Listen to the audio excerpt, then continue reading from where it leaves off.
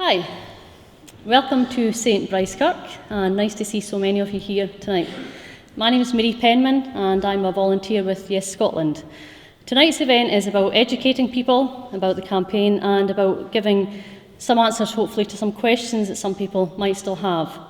We have less than 6 months to go before that all-important vote on the 18th of September, and if you're still undecided, I hope you'll get some answers tonight.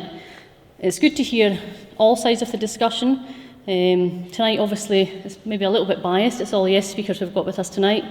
But I'm sure you can look around and find other speakers elsewhere, although it is a little bit more difficult to find better together events. However, in the purpose of research, on Monday I was fortunate enough to be in the audience for George Galloway's talk. He's currently campaigning in Scotland on the no side, and I'm happy to say he didn't persuade me to vote no. I'm still a Yes campaigner. So tonight we have 3 speakers. The format is each of the 3 speakers will speak for maybe 15 minutes each, and at the end we'll open the floor to questions. If you have any questions you'd like to ask, you'll get the opportunity to do so at the end. If you're an undecided voter, if you have any questions, please make the effort to ask a question at the end, because the only way you get answers is if you put your hand up and ask the question. So our speakers tonight, to my left we have Mike Small, Carolyn Leckie and Alan Bissett, and our first speaker is going to be Mike Small. Mike, some of you may know, is quite local. He's from Burnt Island, and he is the organiser of the Fife Diet, which is how we first knew him. He's also the editor of the pro-independence website Bella Caledonia, and if you've not looked at it, check it out afterwards. He's got some really good articles, make you think, and he does a bit of analysis on that as well. So Mike is going to speak to us tonight about his views on independence. Mike.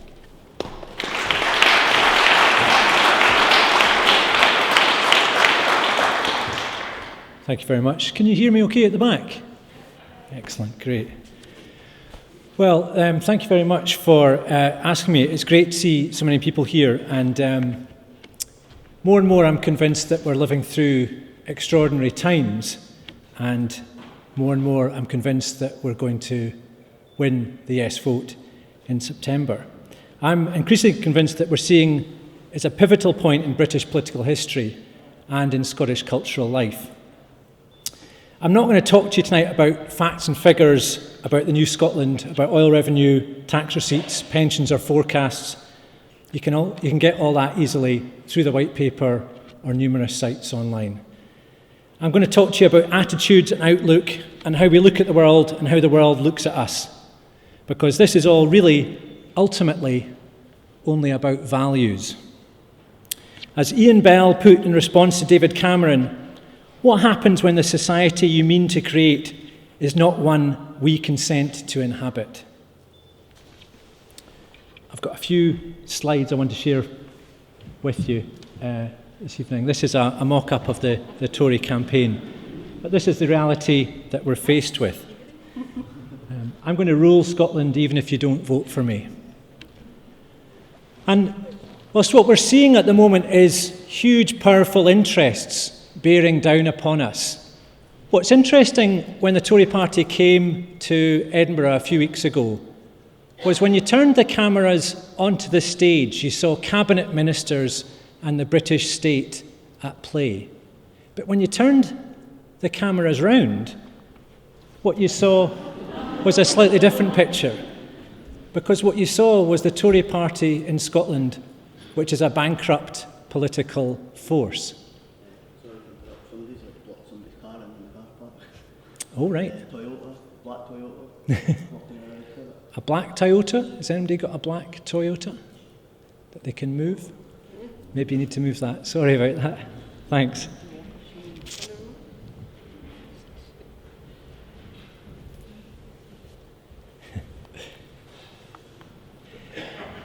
So I think what we're seeing is British state power being challenged and questioned at a fundamental level. A few months back, the idea of us having a national conversation was mocked, but now just about everywhere you go, everyone's talking about the same thing, the referendum, our collective future. Suddenly everyone's talking about politics, everyone has a view, and whatever your opinion, that is what democracy looks like.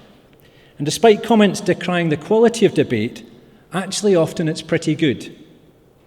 The writer David Gregg has commented, "Over the last few months, I've seen independence-based discussions on topics as diverse as crowdsourced constitutions, peak oil, Iceland's collapse, arts policy in Finland, land reform, wildness as a concept, black identity, the function of defence forces, bilingualism and brain development, immigration, pension, the list goes on. Almost every area of public policy seems to be up for grabs. It's a far cry from the political debate in the rest of the UK, where the only area of discussion left to us seems to be whether we get a little bit more or a little bit less austerity. In the context of independence, the parameters of politics suddenly turn out to be more malleable than we thought. The pound, the monarchy, Trident, nothing is a given anymore, not even the idea of Scotland itself. Should Shetland be part of Scotland? Should Newcastle? Change is possible. Put simply, the independence debate allows us to explore every aspect of our national life and ask ourselves the question, does it have to be like this? Well, does it? It's a question that here in Kirkcaldy, with Gordon Brown as our MP, is likely to get you tasered by the Fife Free Press for even asking. But it's a good question, and it's a question that's got absolutely nothing to do with nationalism. And in that sense, this evening I can exclusively reveal the result of the referendum on September the 18th. Because in that sense, the Yes campaign has already won. Because up and down the land, hundreds of thousands of people are questioning their place in society, their role in society, and where power lies. And that in itself is an extraordinary achievement in a land where we do not control the democratic process and we do not control the media. Sorry, wrong car. It was a Vauxhall Astra. Okay. We don't control the car park either.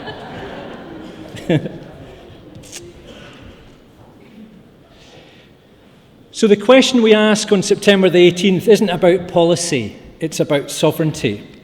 The question we answer on September the 18th is not about Alex Salmond or the SNP, it's about whether we want to live in a democracy or not. The simplest definition of a democracy is a state in which people get the government they elect, and we don't. And this simple demand has unleashed an extraordinary backlash from powerful forces in these islands. A torrent of ill-thought-out abuse has been poured over us. Is anyone else getting sick of the daily diet of dreadful news about Scotland? Each week we wake to be told about a new inability. We have such a wide-ranging set of incompetence that oil will make us poor, our universities will be drained of funding, businesses will flee, the lights will go out, we'll be left defenceless. We're told even now that Ben Fogel and Alan Titchmarsh will desert us. The world will collapse in on itself if a simple system of democracy is established. That's an extraordinary prospect. That's an extraordinary response. What you're basically being told is, don't you dare establish democracy in your country. That is what's happening. That is the process we're experiencing. So if you vote no, I think you have to do so in the knowledge that what you are arguing and what you have been told is that we are uniquely incapable in all the countries of the world in managing our own affairs. And if you believe that, you need to ask yourself, why could that be true? And why do you think that's the case? This is the message that's being drip-fed into public consciousness. It's a disgraceful process, and one for which there'll be a reckoning for the media lackeys, spin doctors, and politicians who are behind. But I want tonight to look at some of the choices and opportunities we face in a few months' time beyond this relentless negativity. Because what we're actually witnessing, and this is really going to kick off in the next few weeks and months, is the biggest political movement this country has ever seen. You probably can't see it at the back, I can hardly see it at the front. But it's a map of some of the Yes campaigns, and as soon as it was published a few weeks ago, it was out of date. Because in every town, in every village, in every city of the country, there's events and debates and organising going on like tonight. And what has motivated people to get behind the Yes campaign and fight for democracy? I would argue that what's motivated them primarily, is the austerity union that we live in, because we now see an absolute coming together of the three parties around a single idea. We live in extraordinary economic times. I think we're still calling it with a straight face a recession. It's a funny kind of recession when only last month it was announced that the Royal Bank of Scotland was to pay out £588 million in bonuses, despite suffering £8.24 billion in losses. Remember, this is the bank that you've already bailed out. You and me, every person in this room has forked out between £3,000 and £10,000 each. And regardless of what you think of the referendum, no one asked us, we've already bailed out these failed bankers who jeopardised the entire economy with a combination of greed and incompetence. So here we go again. In fact, as Frankie Boyle put it, bankers are looting the world. You're not in the middle of a recession, you're in the middle of a robbery. But while some sections of society are being rewarded for failure, the great majority of us are facing real difficulty. We are either working in temporary jobs, part-time, doing 2 jobs to create an income, working to 0 hours contracts, or facing poverty wages or unemployment. The problem, presented relentlessly, is not the work shy, it's the poorly paid. It's the vast numbers of people who don't earn enough to earn enough to exist in rip-off Britain, where privatised utilities, soaring food and energy bills make life hard. When they talk to you about the great economic security and strength of the Union, reflect on these statistics. The government published its child poverty strategy just a few weeks ago. The report concluded that by 2020, an additional 100,000 children will be pushed into poverty because of the UK government's welfare cuts. That fact alone should make all politicians sit up and take notice. But let's not pretend that this started in 2010. The UK system trades on poverty. We have a system that UK governments of all stripes have allowed to insulate, protect and reward the extremely wealthy, whilst those at the bottom are supposed to feel better with titbits like a minimum wage increase of 19 pence. And each day the grim reality becomes clearer. This is an incredible statistic that came out a week or two ago, that 5 families own more than the poorest 20% of the population in Britain. Just consider that fact and think about what sort of society we are living in and what sort of country we could build. Because I don't think there's anybody in this room that thinks that's an acceptable state of affairs in the 21st century. Each day, this reality becomes clearer. Extraordinary accounts of what's being described as a public health emergency are emerging as Britain's coalition government austerity measures begin to hit home. The real picture of this is only beginning to be realised. A guy called Charlie Cooper wrote for The Independent the other week of a public health emergency declared as 1 in 6 GPs was asked to refer a patient to food banks in the last year. He quotes a Scottish Government report which identified welfare reform, benefit delays, benefit sanctions and falling incomes as the main drivers of demand. The UK Government's own report on food banks has still not been published several months after it was completed, amid accusations that ministers have suppressed the findings. Is this the strength and stability we're told about daily? Is this what we're better together for?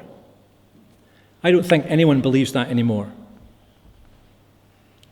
And 2 things, I think, have happened in our lifetimes.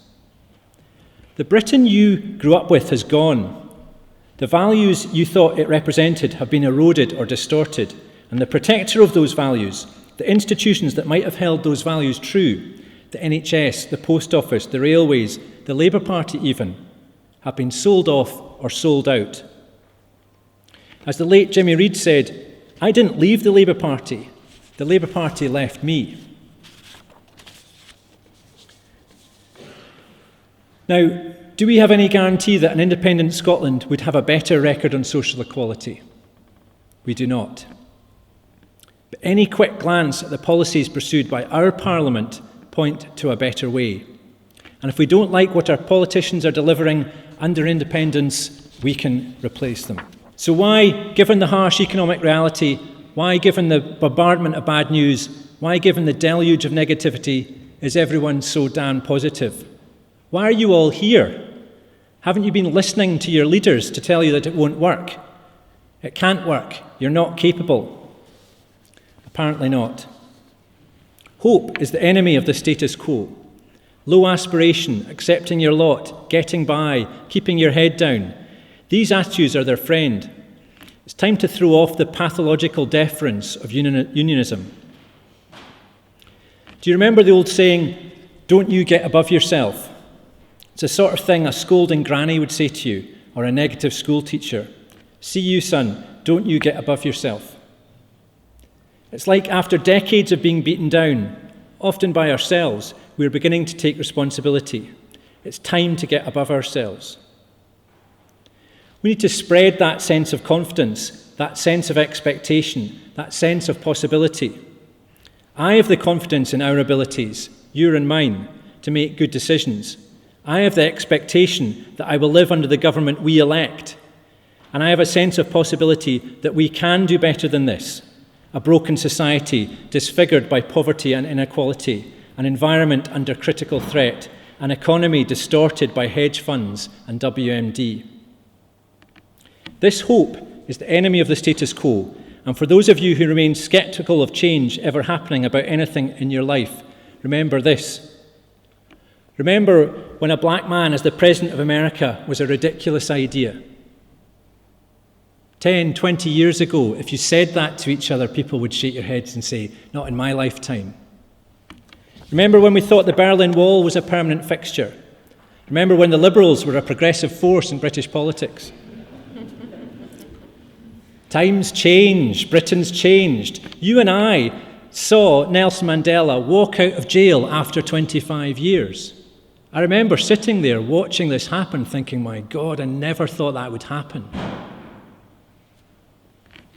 This year, we could take Trident off the Clyde with a stroke of our pens. That's making history. That's real power. Never mind what anyone tells you. Never mind when people say, it's in daylight. It's not real independence. They're not getting rid of the Queen. Oh, yeah.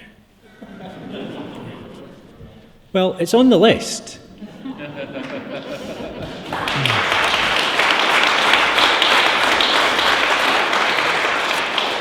If it's not real independence, they wouldn't be quite as upset as they seem to be. But this hope, this aspiring to be better is infectious, but it's a difficult habit to acquire for people who aren't used to it, for a generation who have become inured to low expectation, poverty, or just not expecting much. Remember when they announced the date of the referendum, and they had TV cameras, and they decided to go to Stirling for some reason. And they interviewed 3 pensioners at a social club in Stirling, and they all said no, everything had been fine, they'd vote no. The union had been good. Why change everything?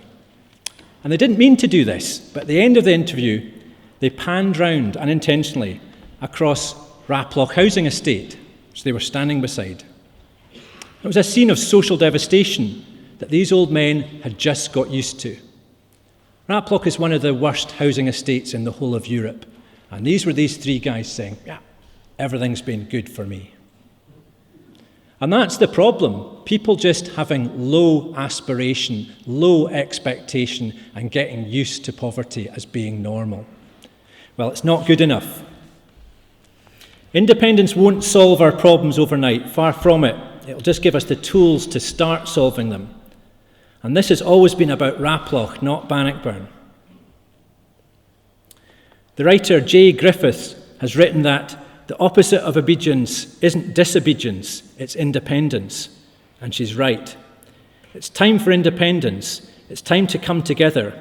I'd ask you to get organised and prepare not just for imagining a better Scotland, but creating one. Thank you very much.